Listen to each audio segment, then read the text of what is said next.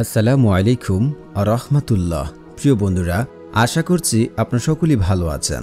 আমাদের কাছে একদিনই ভাই প্রশ্ন করেছেন, মেয়ে সন্তান না থাকলে কি বেহেশতে যাওয়া যাবে না? জানালে খুবই উপকৃত হতাম। অনেকেই বলছে যে মেয়ে সন্তান না থাকলে নাকি জান্নাতে যাওয়া যাবে না। ধন্যবাদ ভাই, গুরুত্বপূর্ণ একটি প্রশ্ন এটি। নবী সাল্লাল্লাহু আলাইহি ওয়াসাল্লাম বলেছেন, যে ব্যক্তি 3টি মেয়ে লালন পালন করে, তাদের ব্যয় বহন করে এবং তাদের প্রতি সুন্দর আচরণ করে, তবে তার জন্য জান্নাত অবধারিত। কিন্তু যদি কারো মেয়ে না থাকে, তবে কি তারা জান্নাতে যেতে পারবে না? কারা জান্নাতি? জান্নাতে যাওয়ার উপায় কি? এসব নিয়ে হাদিসে একাধিক বর্ণনা এসেছে। নানা উপায় ও ঘোষণা। আল্লাহ তাআলা মানুষের মুক্তির জন্য অনেক উপায় ঘোষণা করেছেন।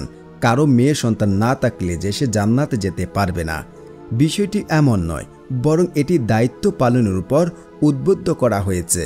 এ সম্পর্কে হাদিসে একাধিক বর্ণনা রয়েছে।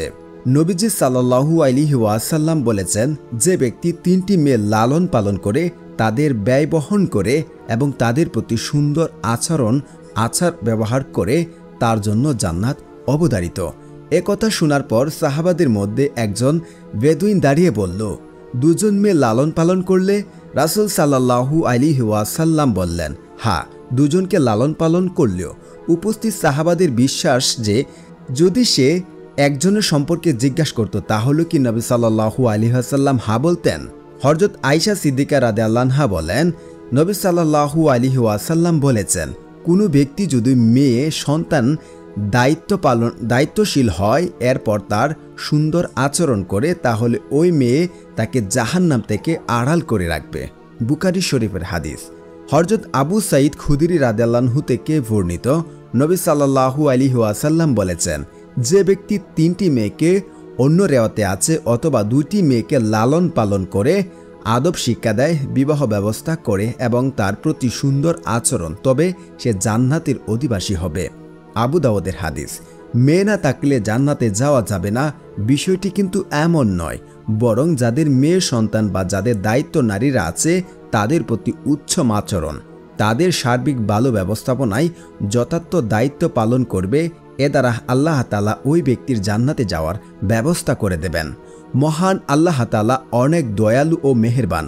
মানুষ তার ভালোবাসার সৃষ্টি, সবই যেন বেহেশতে যায়, এজন্যই অনেক উপায় অবলম্বন করে দিয়েছেন নবী সাল্লাল্লাহু আলাইহি ওয়াসাল্লাম। তন্মধ্যে নারীদের প্রতি উত্তম আচরণ একটি।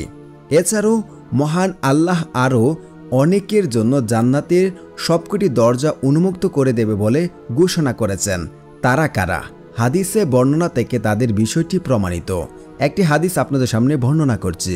হযরত উমর রাদিয়াল্লাহু আনহু থেকে বর্ণনা করেন যে রাসূল সাল্লাল্লাহু আলাইহি ওয়াসাল্লাম বলেছেন, যে ব্যক্তি উযু করে এবং উত্তম রূপে উযু করে এরপর কালেমা শাহাদাত পড়বে এবং দোয়াটি পড়বে, দোয়াটির উচ্চারণ হচ্ছে, আল্লাহুম্মা জাআলনি মিনাত তাওয়াবিনা ওয়া জাআলনি মিনাল মুতাতাজ্জিহিরিন, তার জন্য জান্নাতের 8টি দরজা খুলে দেওয়া হয়। সে যে দরজা দিয়ে ইচ্ছা জান্নাতে প্রবেশ করতে পারবে। হযরত আবু হুরায়রা রাদিয়াল্লাহু আনহু থেকে বর্ণিত, রাসূল সাল্লাল্লাহু আলাইহি ওয়াসাল্লাম এরশাদ করেছেন, কোনো নারী 5 ওয়াক্ত নামাজ পড়ে, রমজানের রোজা রাখে, নিজের সতীত্ব রক্ষা করে এবং স্বামীর আনুগত্য করে, তবে সেই বেহেশতে যে কোনো দরজা দিয়ে ইচ্ছা প্রবেশ করতে পারবে।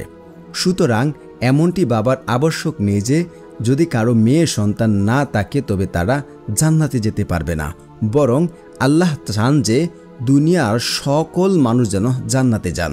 আর জান্নাতে যাওয়ার জন্য শ্রেষ্ঠ পথ নির্দেশনা হলো কুরআনুল কারীম ও নবী সাল্লাল্লাহু আলাইহি ওয়াসাল্লামের সুন্নাহ। এ দুটির উপর আমল করলে যে কারো জন্য জান্নাতে যাওয়া সহজ হবে। আল্লাহ তাআলা মুসলিম উম্মাহকে কোরআন সুন্নাহর উপর আমল করার তৌফিক দান করুক। নিজ নিজ পরিবার, মেয়ে ও নারীর প্রতি উত্তম আচরণ, আদব ও দায়িত্ব পালন করার তৌফিক দান করুক। আশা করছি ভাই, আপনি যে প্রশ্ন করেছেন তার যথার্থ উত্তর বুঝতে পেরেছেন। ধন্যবাদ।